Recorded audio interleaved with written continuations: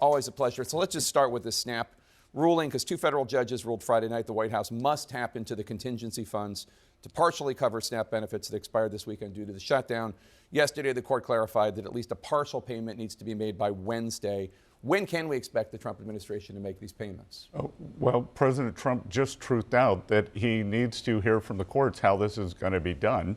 And Jake, as you know, the best way for SNAP benefits to get paid is for Democrats, 5 Democrats, to cross the aisle and reopen the government. Right, but there is this contingency fund, and as recently as September 30th, the Agricultural Department had a memo saying that these funds, the contingency funds, I think it's about $5 or $6 billion, could be used to pay these benefits.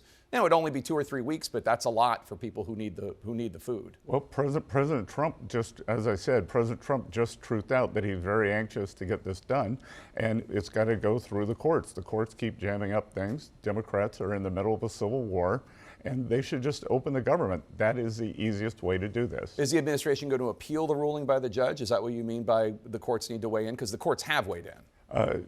No, but there's a process that has to be followed, so we got to figure out what the process is. President Trump wants to make sure that people get their food benefits. So it could be done by Wednesday? Could be.